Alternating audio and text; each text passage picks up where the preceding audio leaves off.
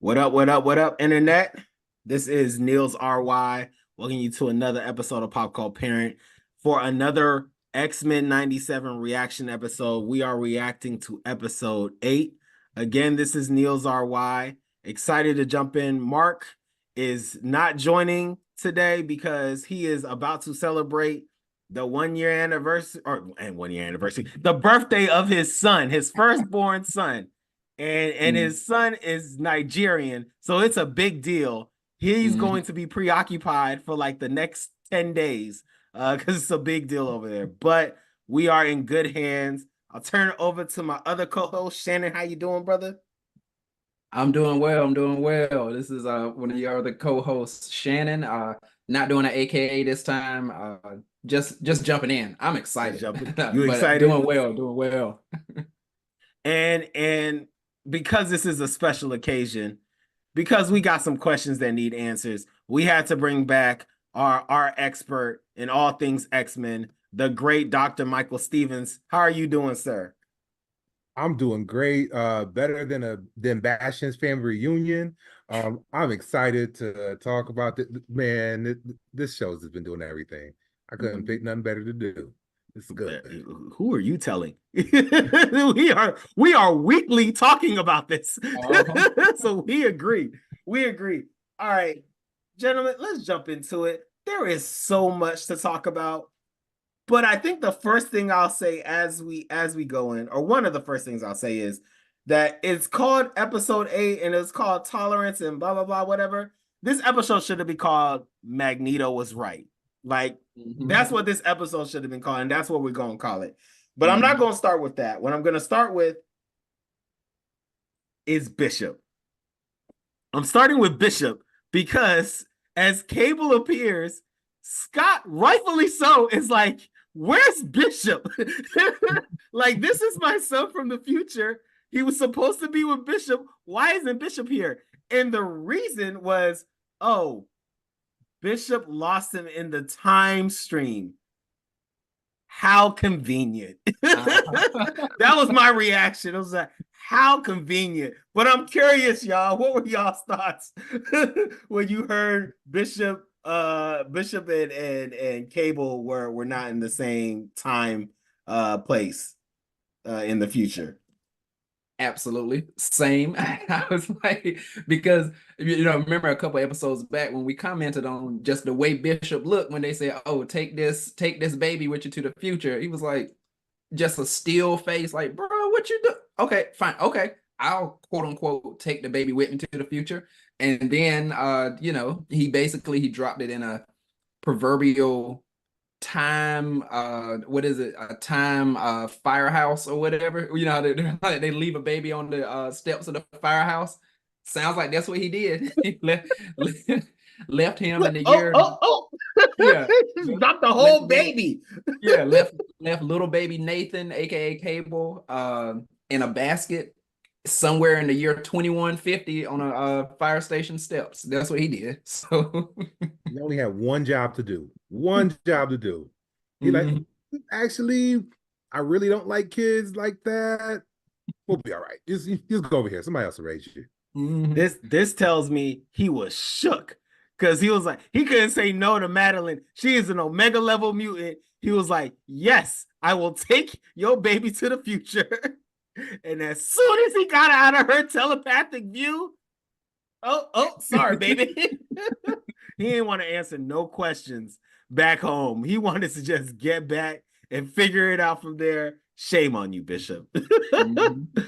Okay, so on a serious note, back to like the episode when Cable was kind of just like giving us an understanding of the situation that we were in. I'm curious on y'all's thoughts on that whole scene, but the one thing I wanted to shout out was Wolverine, because again, Wolverine was asking the right questions. Cable said all that stuff, and he stood up and was like, why didn't you try to stop Genosha? Like, what's wrong with you? What, like, why are you talking to us right now? Go stop Genosha. I thought, I was like, one, thank you, Wolverine, for being the voice of common sense. And two, I found his answer fascinating. And Mike, I'm in particular curious on your reaction to it, because Cable said, or somebody said, every time he tries to change, he went like multiple times to try to stop Genosha, and every time he got close to it, time stopped him from doing it. Of course, this pays homage to the recent conversations around MCU around like a Nexus event, and I think in Spider-Man, what was the last Spider-Man movie called? Is that No Way Home? No, the Miles Morales Spider-Man movie. Oh, yeah, yeah. Across the Spider-Verse. Thank you, sir. Across the Spider-Verse. There was what was he? What do you call a canon event?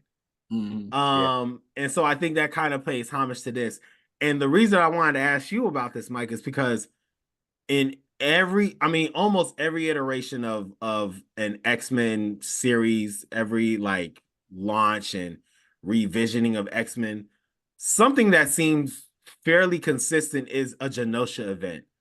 Like Genosha seemed to always happen in most of the X-Men stories I've read. I could be wrong though. I haven't read all the X-Men series out here, but Mike, I was curious on your reaction to hearing that. Yeah, so the first thing I like that it was is doing a really good job of like trying to tie in some of like the current stuff with the MCU. Like you go back a couple episodes when Forge was using magic, like you notice the little magic hands was looking very similar to Doctor Strange. And then when they was asking them about like asking Cable like why he didn't go back to Genosha, and you saying like time kept stopping me. Beast was the one who said he mentioned Carmitage, which is where like Doctor Strange and all of them is from. And he was saying, and this is where they connected to What If, the new series that they've been doing. And they talked about they called it absolute points. So it's like across all different realities, all the different the multiverse, these things always happen. So like in when the Doctor Strange lineup was happening, they were saying like Christine always dies, and like that's an absolute point. And then you see what happened when Doctor Strange stopped Christine from dying, like that whole like branch died. So you know they're saying the same thing, like no matter what happens across any sort of like timeline, any sort of multiverse, like that Genosha, the tragedy of Genosha always happens. Like that's a consistent for like the mutant experience, no matter what happens, no matter who you sub in or sub out, like that will always happen. It's hard out here for a mutant. Dang. It don't matter where you are or what you gonna do, Genosha's gonna happen. Jeez. Yeah. Which is tough because like I can't help but keep watching this and I tie it to things because you know like as we're saying we know the message there, like mutants or the symbolizing oppressed people, period, whatever it may be, race, whatever it might be.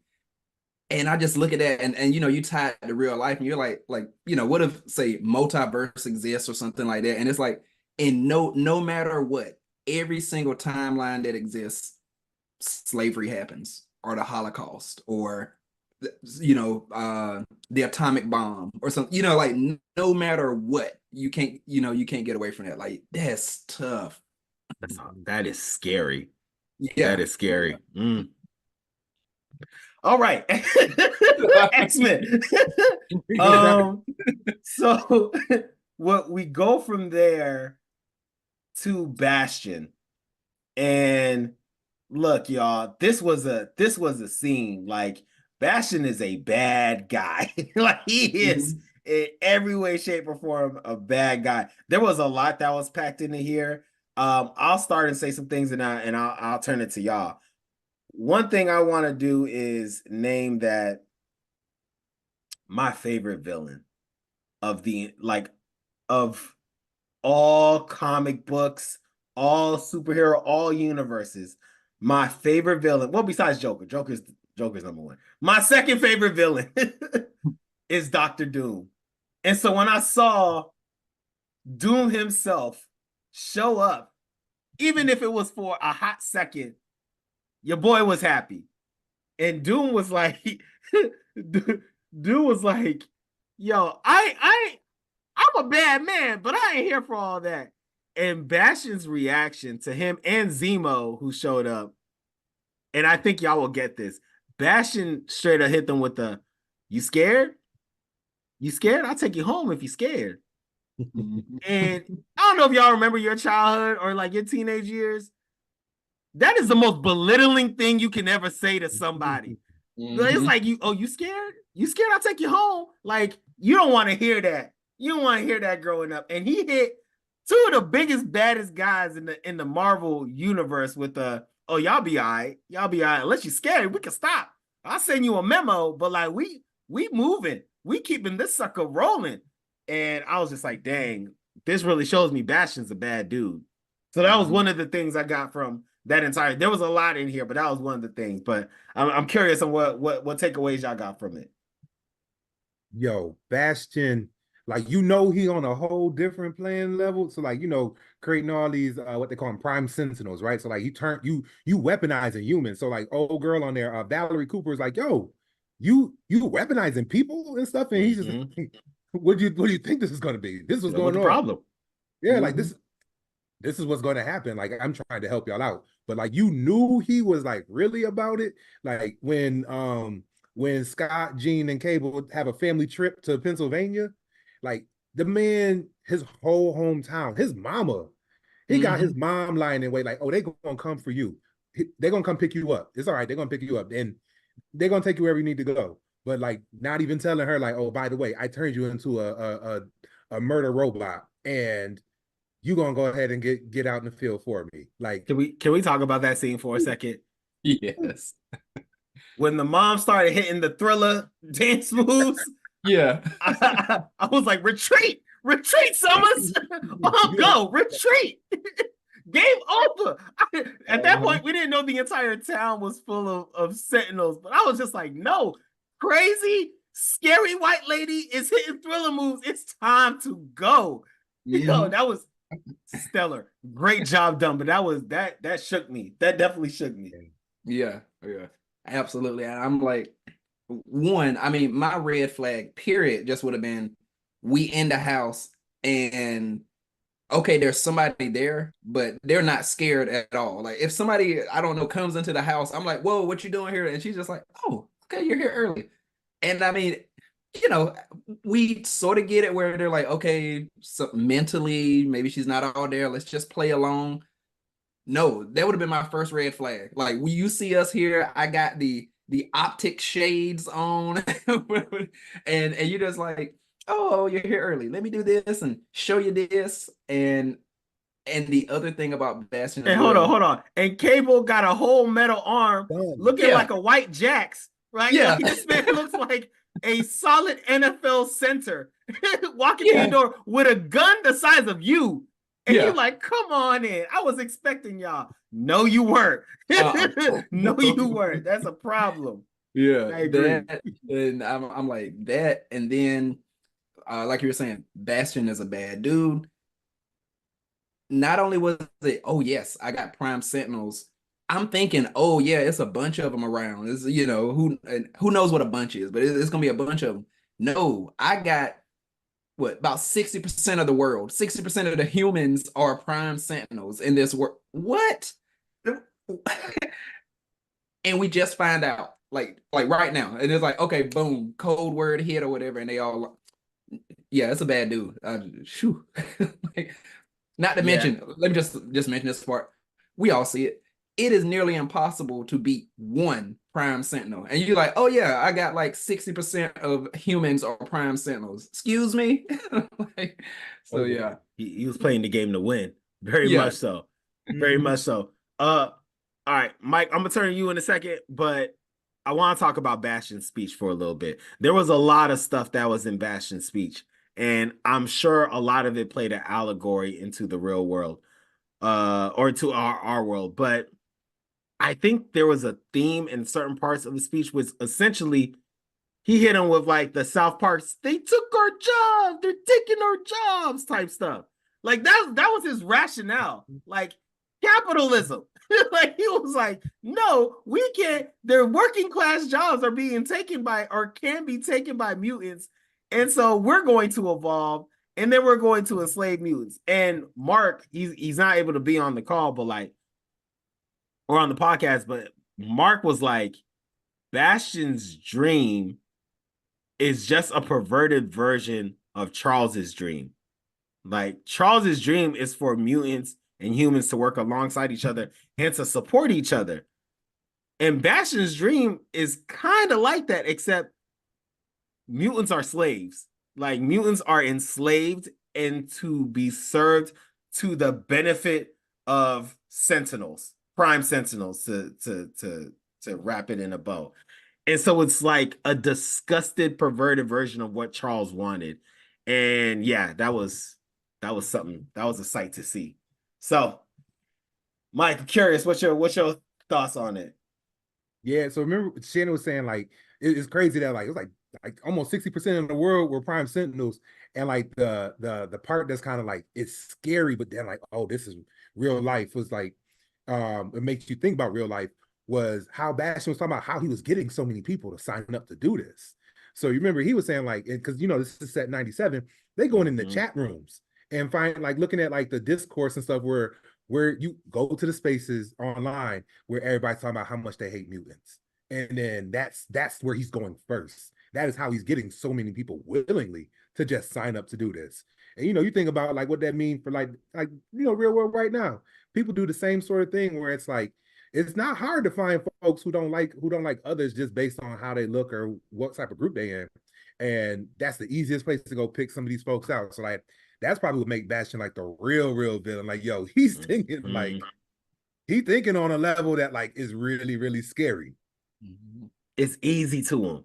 It's like, oh yeah, I just went on this AOL chat room real quick, told them to come through. We got a solution to this problem, and they were like ready and willing to sign up. Sheesh, that's a problem. And then like the other piece, like he is weaponizing like propaganda. He's like, oh, Professor X is living out in space. Okay, cool. And they tricked everybody. I'm gonna put that online right now. I'm gonna put that on the news right now. That's gonna get more people in this chat. Oh, and that man, Henry Gyrick, you almost told on me, so you gotta die. And I'm gonna tell everybody that the mutants did it. Like the most powerful thing he's been doing up to this point, like part of it has been like creating the Prime Sentinels, but like the propaganda machine he's been running. And like this, and what they've been kind of saying is like he has been like the mastermind behind a lot of the X-Men propaganda, all the way back to like the animated series. He's been the one in the back lurking the whole time.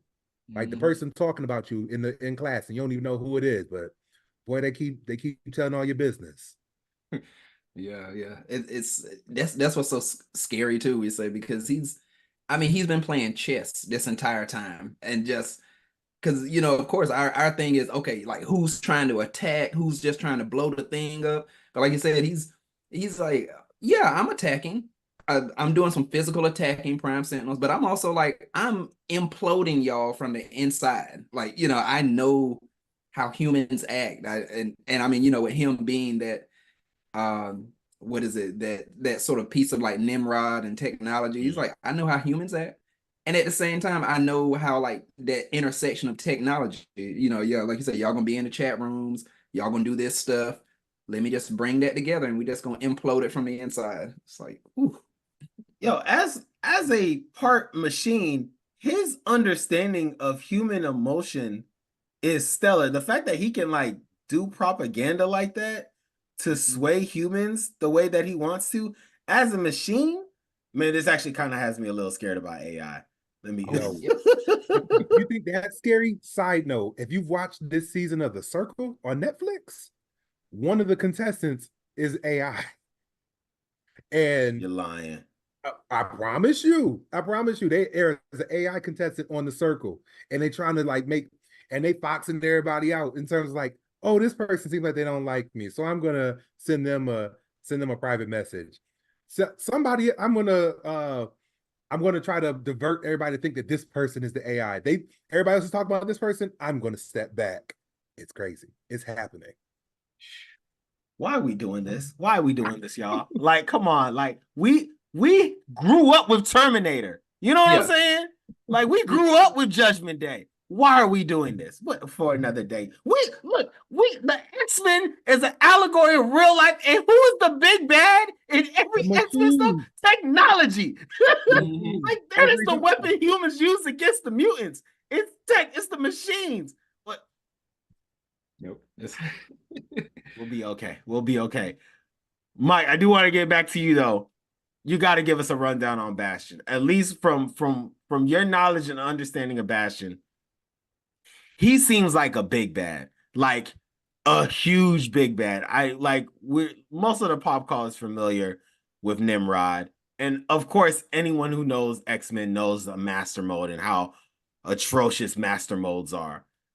And so the fact that this thing is a mixture, and he has been playing the likes of Doctor Doom and Sinister and the UN and Zemo, like these are supremely intelligent evil geniuses that he is just like twiddling around his fingers. Please give us a rundown of the understanding of Bastion. Yeah, so I'm gonna do it based on like what's happening in the animated series, with sprinkled in like some of like how the comic book stuff shows up for him. So in giving the people what we want. That's exactly what we want. So if you were reading X-Men comic books, Bastion is like the big bad. Like he is the worst of anything the X-Men ever deals with. Like he is worse than Magneto, Mr. Sinister, and Apocalypse put together ×2 with an attitude. Like he got all of their number. He knows how to eliminate any and every single X-Men, and has done it well. It's done it well to the point they got to go to the past, they got to go to the future, they got to go around the block, get everybody to try to like beat Bastion. And it's something that they don't accomplish easy in the comic books. It takes he dies, comes back a bunch of different times and all this sort of stuff. So like he's the one person who shakes the X-Men like through and through. So I like how they did it in the animated series, because it makes it a little bit more realistic to like why you should be so scared of him.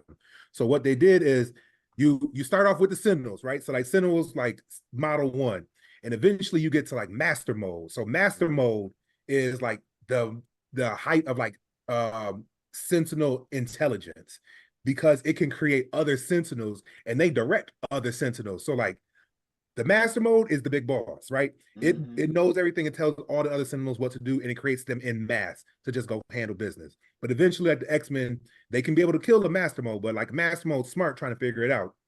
And if you go back to the animated series, you remember what was that? One Man's Worth, when X-Men, when they went into the future, and it was Wolverine and Storm, and they had to go into the future with Bishop. So when they're in the future, they get to the infamous Mohawk Storm, punk rock Mohawk Storm. Yes, yeah.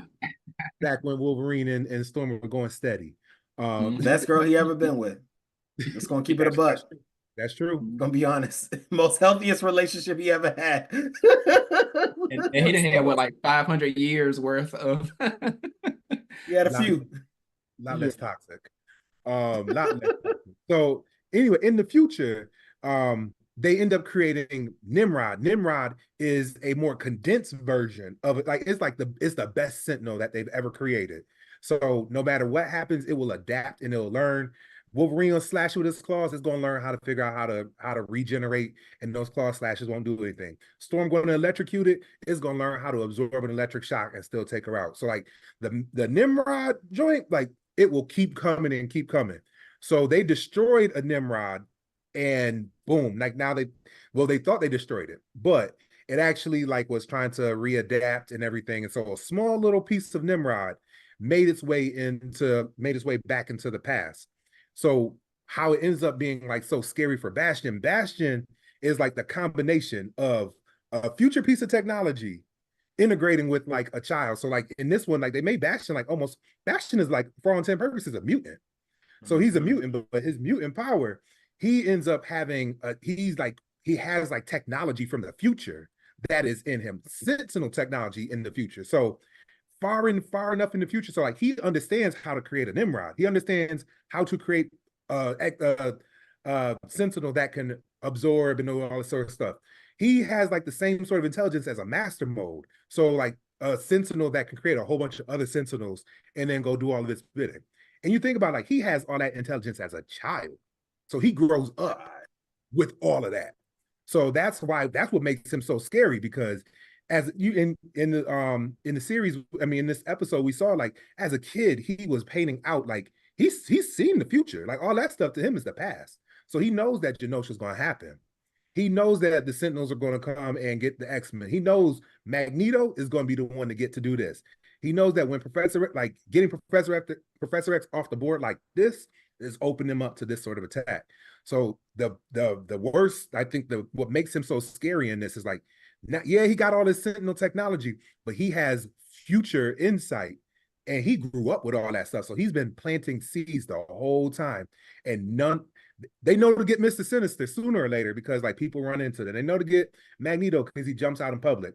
Bastion was never jumping out this whole time. He was doing all this stuff from the shadows. Mm-hmm. And then in this, when they jump back with 97, you'll notice like there's been little Easter eggs where you can kind of see him like in the background. So you see a little picture of him standing next to Forge back in the day. And then when Forge is talking about how he met Dr. Adler, the person who created the collars for keeping mutant powers in check. Yeah, the dampeners. And Bastion gave him that technology. Bastion is the one like in the background, like, oh yeah, this is how you do this or this. The gun that the gun that was used to take Storm's power, they never tell us where he get it from. He gets it from Bastion. And because Bastion knows that there's going to be a trial of Magneto. So he sets the things up. And all he do, he stay in the back and making all that stuff happen. So that's why like how they're doing Bastion right now, like they're doing justice because like he's so scary because none of them see him coming. None of them see him coming this whole time. I got two reactions. I got two reactions to this. One is if I was a mutant, I would be freaky. I would be so scared at everything you just said right now. It sounds terrifying because think about the X-Men villains. Like at the end of the day, Magneto's on their side. He just got a different opinion, right? Apocalypse is just extra. Like he like loves mutants a little too much and is a little too tough with his parenting. Like that's all Apocalypse is. But Bastion's like Kendrick with Drake. He hates mutants. You know, just like hates every single aspect. He hates how they smell, how they look, how they party. He hates everything about mutants to his core. And he knows what to do to stop them. That's scary. That's scary. And look, they've not fought him head up yet. That's true. And again, we ain't seen him throw hands yet. You ain't seen him throw hands, not yet. You seen he could teleport. He do some little thing where all this stuff just come up out the air and like stick you all up in there. Like the same type of smoke that they had to give Nimrod is going to be what you have to give to somebody like him. And just as you were mentioning that too, you were like, he's been in the background and everything. And you know, there was something I think we mentioned before in another episode, but like he's been in every episode of the X-Men, maybe except for like one this season, but there's been some piece like a picture of him or him actually there just chilling. And like I think back to, I feel like when Genosha was happening, he was there just chilling among everybody. Like he was at the party because they show like a quick sort of picture of, or not even a picture, but I mean like, you know, as they're panning through the crowd, like you see him there, he just like among the mutants, like you wouldn't even notice him. Wow. And even then he's like hanging with them. And it's just, you know, and I'm sure he's probably like, yeah, it's about 9 o'clock time for me to go. About that time. It's about that time for me to head out here and send a demon-looking sentinel to cause havoc. Yeah, and I'm sure somebody's like, all right, well, good talking to you. I'll see you tomorrow. Yeah, sure. No, you won't. See you tomorrow. Yeah. Okay, bye. That's terrible. It's terrible. And then the other thing that like comes from what you were saying, Mike, was consistently he was trying to get rid of Magneto, trying to get Magneto off of the board. And it makes me wonder, is it because Magneto was right? And like Magneto was like the sole person saying like, don't trust the humans. Don't trust the humans. We need to get ourselves together to go against it. Or is it because of how we saw the episode end? That Magneto had the power to shut everything down. Like, I'm curious on what y'all's thoughts on that. My thought is the latter. It's like, nah, Magneto, like, he knew Magneto could just shut the whole situation down. But I'm curious on what y'all think about it. It's definitely both.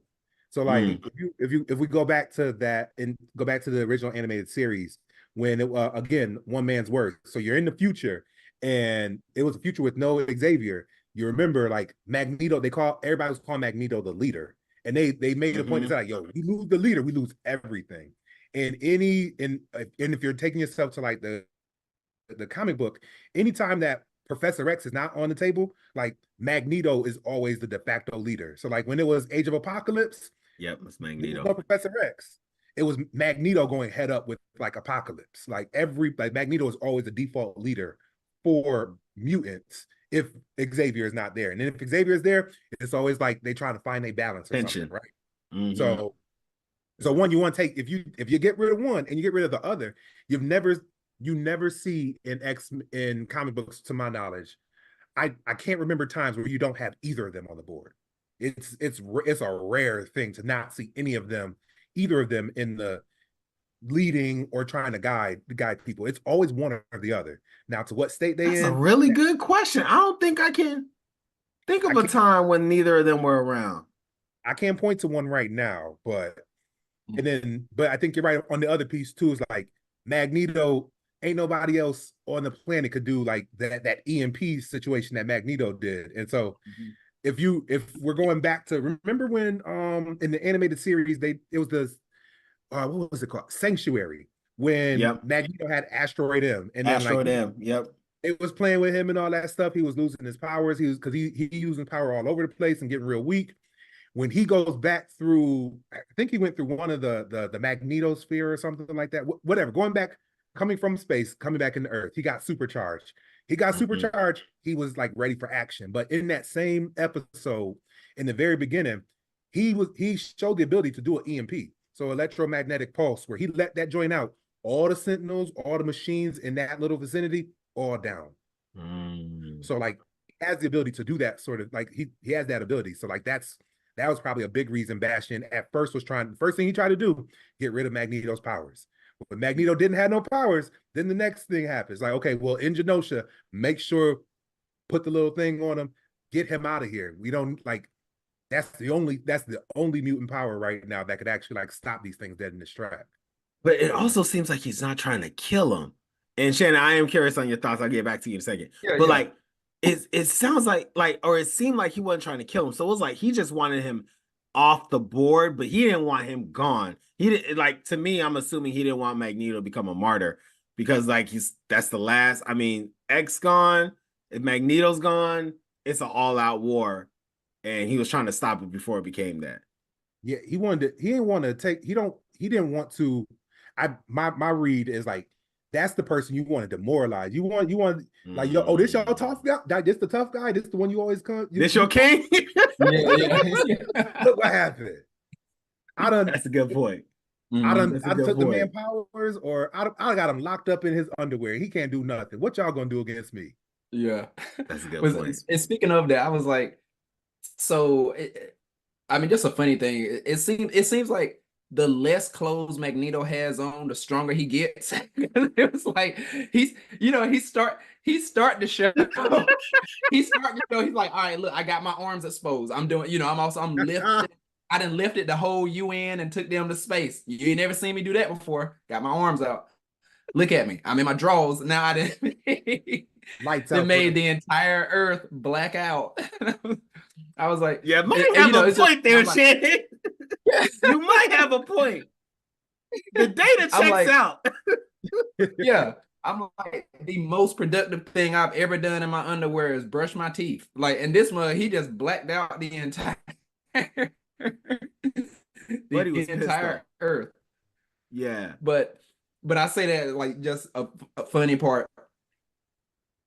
Mentioning like Bastion not taking him off the board.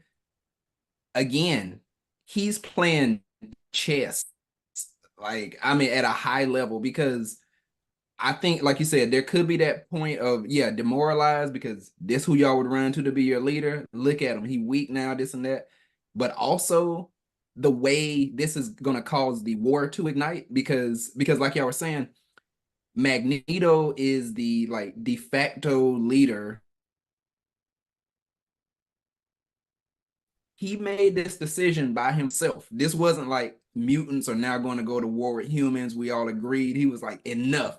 Boom. And so now, if you look at that, to me, like that's chess. If Bastion knows that, because now they're going to be like, Magneto did this. Magneto is the leader of mutants, of the X-Men. So therefore, mutants and the X-Men have now declared war on us. Yep. And they really haven't. But it's like, so I'm like, it's chess. Like, this is so, and again, he still wins. Even he lost Magneto and Magneto made a move and all the Prime Sentinels out. Bastion still wins because now the world's going to be against the mutants. Like, you're spot on, Shannon. That's exactly what's going to happen. And it's like, man. And just going to that scene, and there's a couple other scenes we got to talk about still. Man, this was a good episode. Mm-hmm. So just with that scene, we got to see Spider-Man. We got to see the Silver Samurai. We got to see Omega Red. Like, what? My man. Like, what is so like? I mean, Mike, I have a theory. Silver Samurai. I don't know why they show Spider-Man. Maybe because be like, hey, you like Spider-Man? He's here. But those other two, Silver Samurai and Omega Red, my theory is they showing Omega Red because they're like, we're about to show what it looks like when the evil mutants are out and about to cause mayhem, just to feed Bastion's propaganda. Because Omega Red is a serial killer. Like, he is a problem. So that was my assumption. I don't know if you had any initial takeaways from when you saw all that. Yeah, I mean, I think they when I saw that, I'm like, oh, Wolverine better stay ready because all the people he got smoke with, is gonna be outside. Like, he gonna have a long summer, y'all. He gonna have a long summer, fighting every day. Surprised me to see Sabretooth.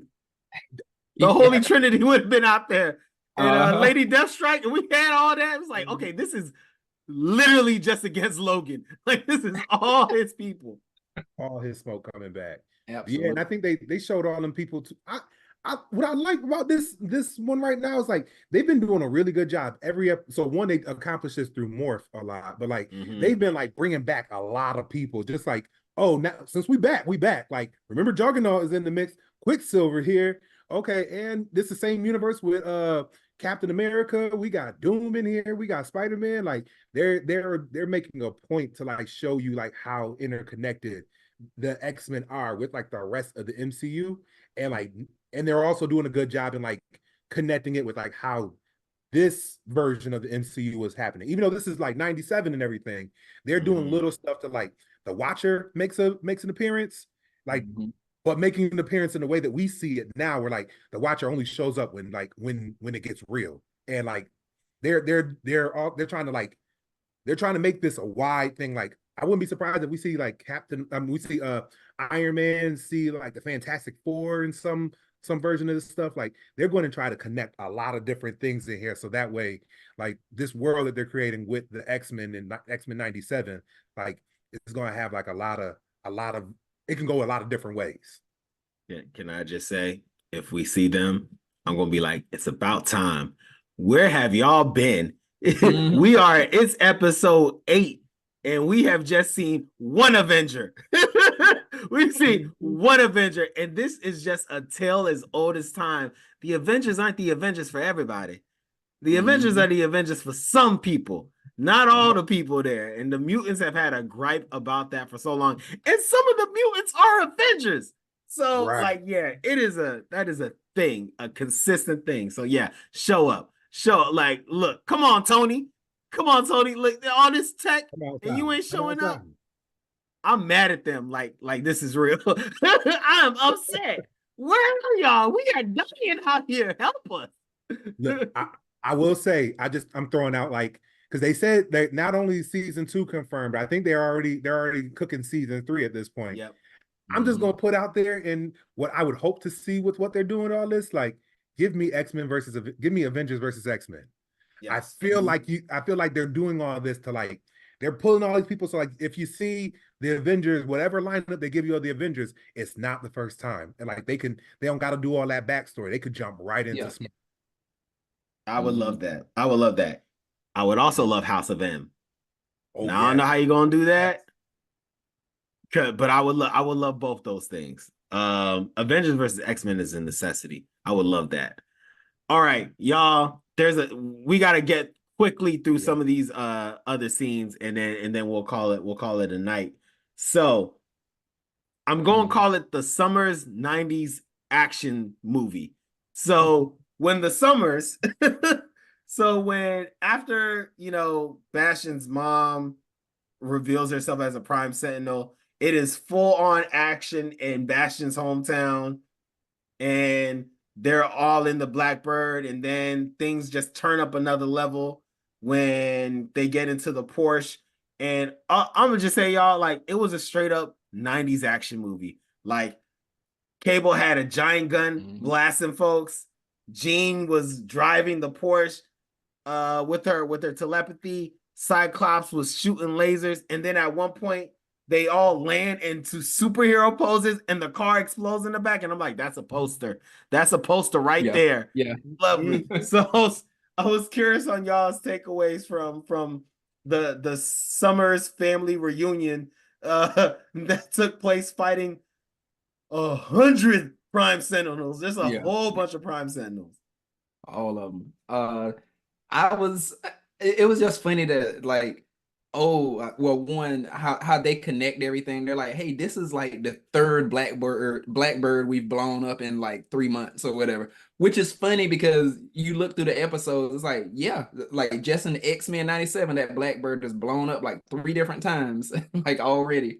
And then the fact that what comes out is not like, if it was Batman driving the Batwing, it would maybe be the Batmobile coming out, like a whole bit. He just got a Porsche. He was like, I got a Porsche and we out. But no, I love it. Xavier got silly money. Yeah. Because that ain't come from Cyclops. That was a trust fund type of purchase. Xavier has silly money. 3 Blackbirds, a Porsche just in there, just sitting. So that means the Porsche ain't even getting driven around. It's just always in there just in case. Like, it's an emergency car. Yeah, an emergency. Yeah. But no, loved it. Yeah, I love seeing them like kind of do like the family action situation. I love, like, as it was going, like, Jean trying to find her footing with Cable. Cable's totally avoiding Cyclops, and he annoyed with her. Like, it's like, oh, look at, like, the family, like, you start to see like little family dynamic happening. But what brought them together clearly is like, okay, let's go shoot some Sentinels. Let's go on a high-speed chase. Let's get some action going. And like, now you start to see like their family dynamic starting to play out. I like, okay, I like when they give us some little heartstrings, and it gets a little heavy in this series and stuff. So like, give me some stuff that makes me smile. Give me something that makes me laugh. Yo, Cable is like, what, 60 years old or something, give or take? Yeah. And he's like, stop bossing me around. He's like, leave me alone, Dad. Like, he goes full teenager to Jean and Scott. It was hilarious. He was like, yo, there just shows you, it don't matter how old you are, you can still be sunned. You can still be son, you can still be parented. Oh man, so that was awesome. There's another scene, and that is like at the mansion. Beast is talking to the reporter sister, and her conniving tail, like, I knew she was a Prime Sentinel. I was just like talking about tolerance. You just had Prime Sentinel ooze all up in you.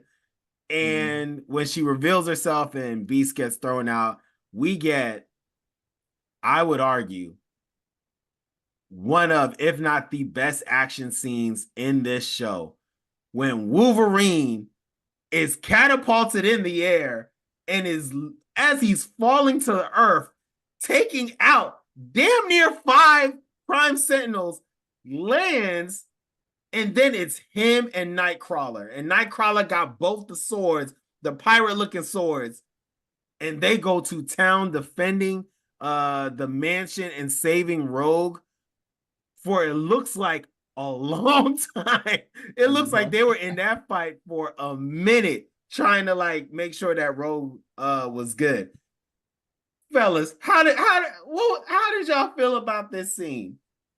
Yo, I'll just say it real quick because I know you let you go in, Mike. I just want to say, one, I just want to make a small correction. he had 3 swords. He had one with his tail doing work, putting in apologies. Apologies. Yes. The way he was like, what Wolverine was like, I got 6 reasons why I won't quit or whatever. He was like, no, you have 9, my friend. He comes out. I love that scene. They were going at it. Like you said, Wolverine was just like, I'm gonna hit the ground, but I'm taking some of y'all with me.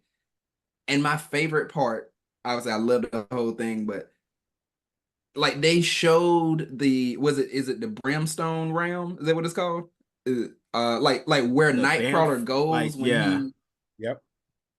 like whenever he does his like disappearing, poof thing. But like they showed that for like a second, and like I've never seen it. Like I know that's where he goes when he like disappears and goes somewhere. But they showed us because remember when Wolverine like dug his claws into the person, and at the same time Nightcrawler, because they got to the point they were like, yo, every time we cut them, they just come back. I feel like Nightcrawler, did he eventually just start sending them there or something? But whatever it was, he just like when moved they them all did out of that, the mansion.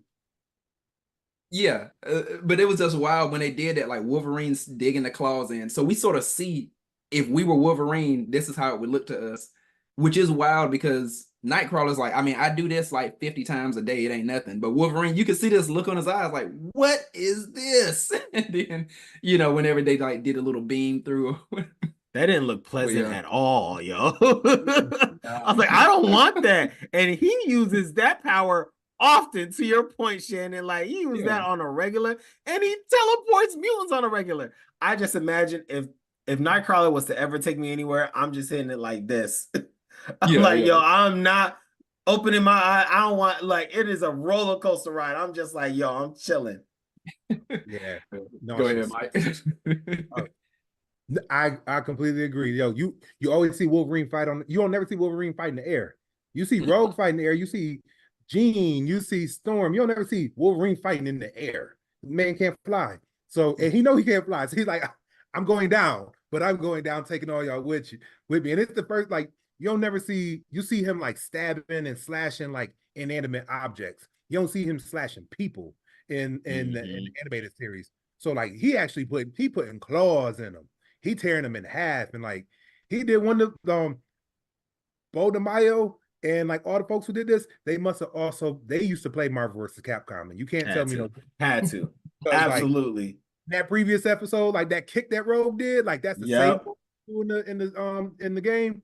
And then in this one, like there was one point like he slashed them both ways like that, like just like how Wolverine does like the Berserker slash in the Marvel vs. Capcom. So like yeah, they was getting busy. Yeah. And Juggernaut was in this episode. Like I think y'all mentioned it, and he was in the game too. Man, yeah, like that was clearly their favorite. They went to arcades and played that game. You can't tell me, because there's a whole bunch of homage to that as well.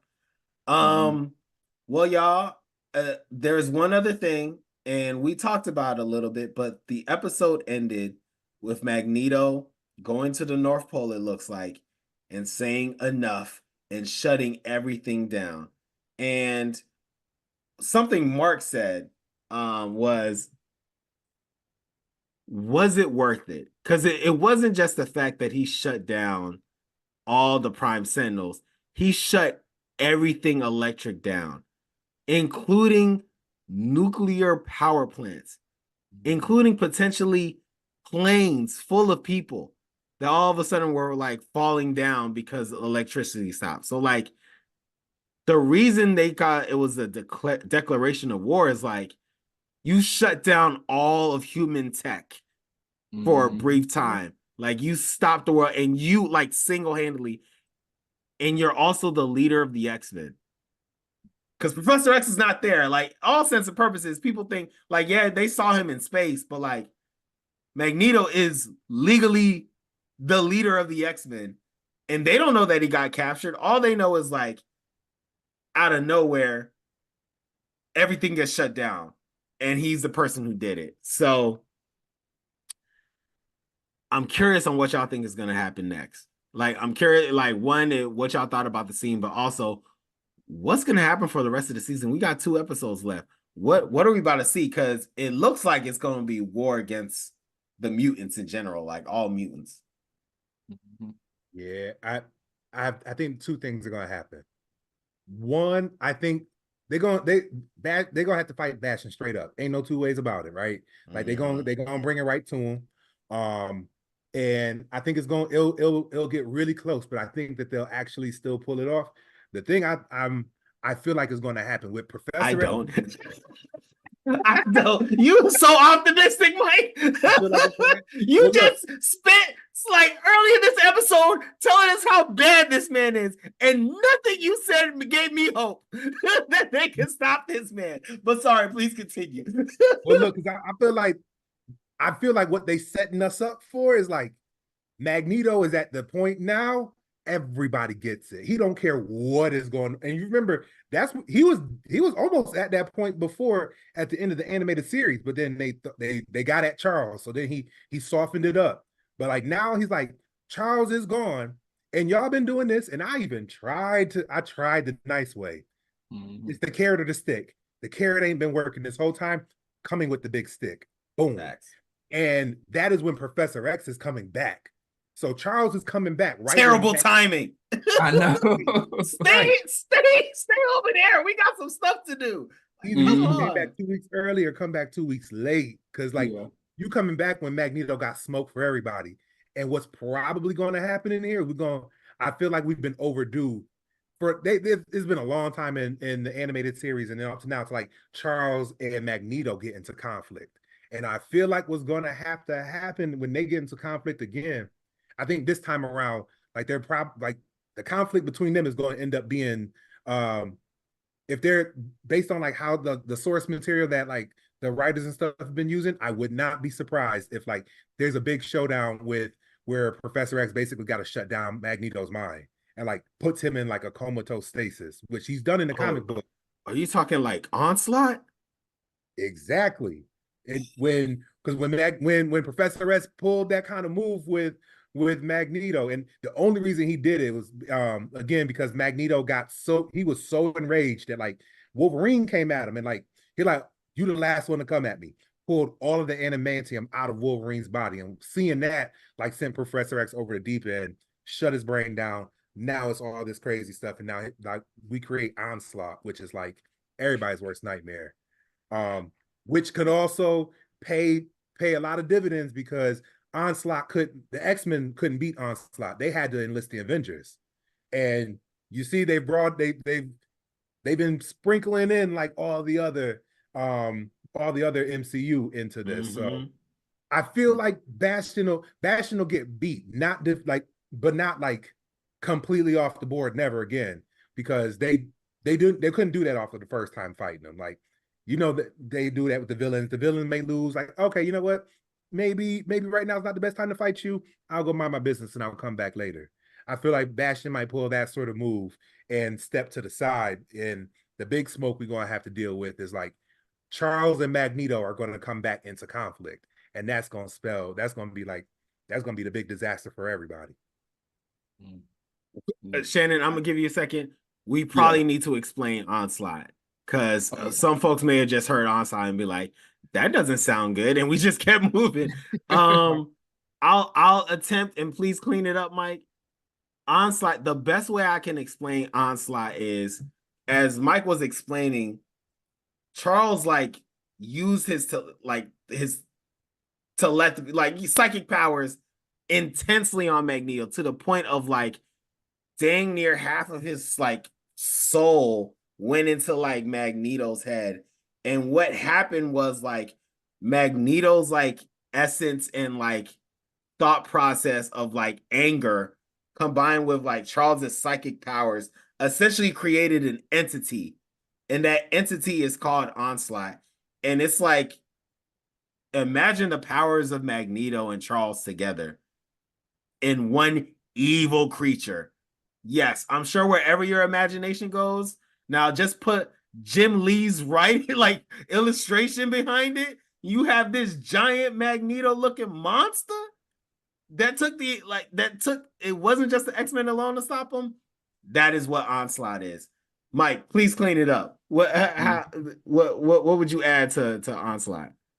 I mean, I think the only thing I'd add is like he is everybody's worst nightmare. Like, and because he has Professor X like telepathy, like he knows everything about you. So he would in turn like create like the worst thing you could ever experience and like turn all your secrets, turn anything you think of, like the little thought you never said, like turn that against you.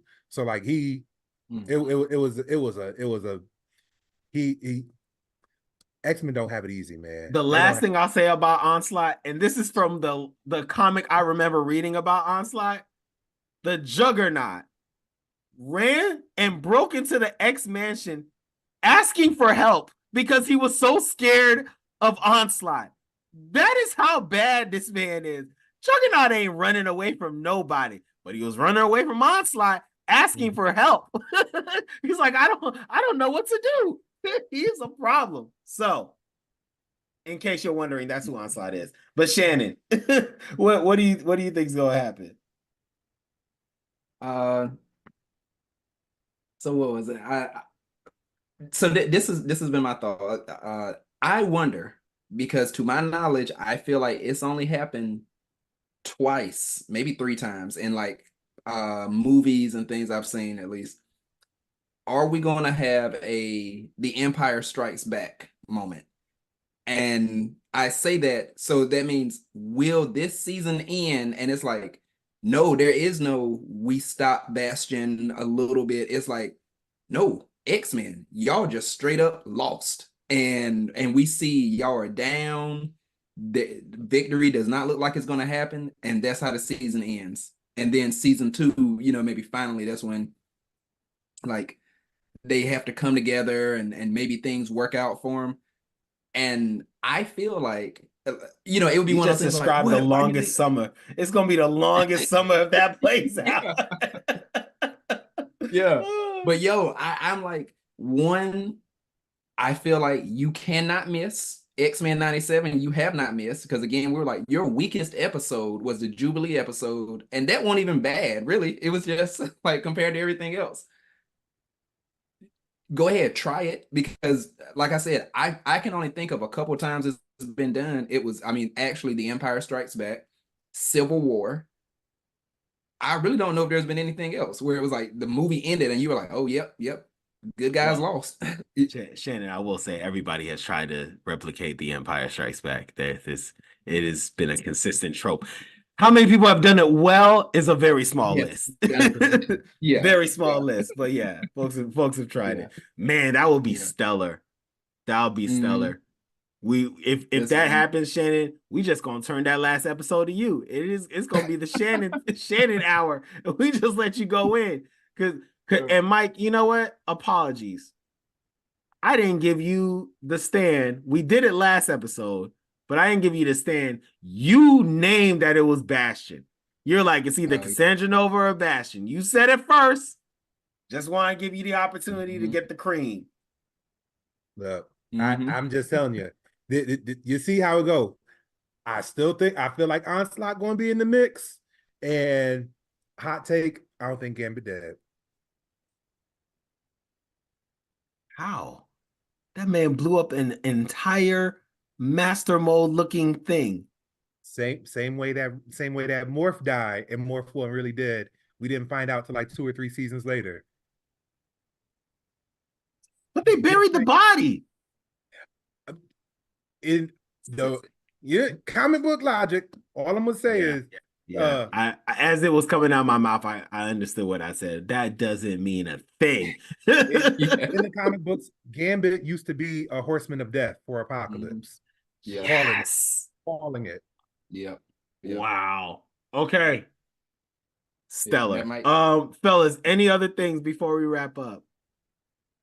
Yeah, I got just a thought or two. One, what's up with Rogue? I feel like we need a little bit of closure or something there, because like, remember when she did the whole thing, when she touched dude's face, she saw the stuff and she freaked out a little bit, and then she just woke up in a street and everybody was like, okay, hey, and I'm like, there's something missing here. Like, what is that? And then the fact, we know she got hit hard when the Prime Sentinel blew up and everything, but her laying there still in the bed, it's just like, I feel like you would have healed by now. It's just, and I'm not even saying that there's maybe necessarily anything sneaky or odd, but it's just like there's some gaps Like, here, are you and like okay? yeah, and it's just sort of weird that there are some gaps here. Yeah, we And got then high expectations for Rogue. yeah, she got punched in point blank range with a full unexpected cosmic punch by a Prime Sentinel. We like, yo, what you doing? Get out! Yeah, right. It's game yeah. time. What's the problem? Come Yeah. on, Rogue. And we just like, Yeah. we fully expect her to be in action right now. It's like, yo, it's clobbering time, Rogue. What you doing? Yeah, like what's It's time to going get on? up. Yep. But yeah, so I'm like, that's like a little weird to me. And I am like, is there something more to it? Or is it just literally they were just like, okay, we just sort of didn't really completely do our writing part or whatever, whatever. The other thing, so like we see what's happening, like the hatred and everything, because they're like, oh, they're gonna replace mutants or I mean, they're gonna replace humans and this and that. Like when we look at it, it's like if things go the way they go to eliminate humans, if that were to happen, it's really just, hey, everybody lives and we're just having babies. And maybe, we end up having more mutant babies than human babies, and maybe humans are having babies with mutants, and maybe that's how humans disappear. To eliminate mutants, you got to kill all the mutants. And that's just like the difference right here that's happening. I'm like, that's horrible. But like noticing that, so that sort of brings me to my next question or thought that I've been having. As we see humans, they become infected or they do the stuff or whatever, and they become those Prime Sentinels. Could the same happen to mutants, or is there like another strand or something, and like it could do that to mutants too? If so, that sounds horrible. If they would be the same sort of control thing. But anyway, that's a thought I've been having. Like, could the same happen to mutants? And is it going to happen to some mutants that we know? I don't know. That is an interesting question. Mike, I'm low-key just looking at you because I don't know if you actually know the answer to it. I mean, it could happen because there was in the comic book, there's a woman named Karima Sharpender who was Omega Sentinel. Omega Sentinel. Yep. He was a mutant. There you go. And There you go. That's the answer. That's the answer. They definitely got. We might actually get Omega Sentinel. So we'll leave it there. I don't want folks to get like too into it. The other thing I'll name is that like Cable did get a technovirus. So we kind of did see elements of that too. Yeah. And I think the actual way, because tech is always seen as like the villain, like machines are always seen as the villains to like mutants. There is something called Mike, I believe it's called like a mutant circuit. And it is when like mutants use their powers together in tandem to like do exceptional stuff. And like, I don't know if we've seen an example of a mutant circuit in the animated series, but I know it's a thing. Like I remember definitely in the Krakoa, we see some prime examples of what the beyond limits that a mutant circuit could do. Yeah, the best example we got in X-Men 97 is when episode 1, when Wolverine and Wolverine running. Oh, yeah, like that, and then Morph turns into the Blob, so like Wolverine can turn into like pretty much like a missile with like an explosive thing. Like that was an example of like a mutant circuit. So just imagine like 3 or 4 mutants working together at one time in tandem. You ain't never seen nothing like that. There's like they could resurrect lives, some would say. For another day. Well, actually, we talked about in Mike's first podcast of Pop Call Parent. All right, gentlemen, anything else before we wrap up? This best X-Men I've seen yet, and this is another great episode, man. Another great episode. Yeah, their attention to detail is impeccable. Like because I know like y'all have really read the comics. I haven't read the comics, but having these conversations, I'm learning about the comics, but then I'm seeing in the show, dang, y'all really read the comics, like the people who actually made it. So it's like all of this just coming together. I'm like, man, like they are impeccable. Their attention to detail. And just one random thing too. I don't think we mentioned this, but like even Bastion being born or whatnot, that was a callback to the first X-Men cartoon or whatnot. Because remember, like his dad was like a janitor, right? Or the Mhm. what was it? When Nimrod, like a piece of Nimrod, like went into his dad's ear or something like that. And Yeah. and they sort of showed like back in the I'm sorry, I'm like stumbling over stuff. I don't remember which episode it was, but I think it was one of those where maybe they were supposed to go back in time to kill Professor X, something like that. But anyway, back then you wouldn't even have noticed his dad, like because I mean he was just like a janitor. He was just like do do do do do, just clean it. Like nothing stood out about him, and it shows just that little attention to detail that they're like. The And janitor was in the X-Men the animated series? I think so. And I mean, and again, I say it because I don't think he had any lines. It was just literally like if you would see an extra, just an extra in a scene. I'm just being a janitor mopping up the floor, and then later it becomes like, oh, I'm the That's dad of wild. Bastion. Like that little That's wild. attention. I gotta check that out. What was the Yeah, episode? A Man's Worth? it might I have gotta been. check that out. Yeah, in my Woo. mind, I envisioned it was like when they went back to kill Professor X. But anyway, yeah, impeccable. Their attention to detail. Yeah. All I'll say as we wrap up is I'm sorry, Gavin. This might be better than Invincible. This might be better than Invincible. This might be one of the best. If it's not even over yet, but this might be one of the best animated shows, at least superhero animated shows out there. Period. And we got 2 more episodes to go. Gentlemen, I appreciate you all. Thank you for joining. And thank you, Pop Cult. Thank you for listening. We have a new episode every month. Well, we have a new X-Men episode every week. But you can find us on all social media at Pop Cult Parent, POPCULTPARENT. Visit us at www.popcultparent.com. Become a member of the Pop Cult at our Patreon, patreon.com/popcultparent, where you can see our full video episodes. Email us at popcultparent@gmail.com. Don't forget to rate us, review, and subscribe. And as always, join the cult. Peace. We out.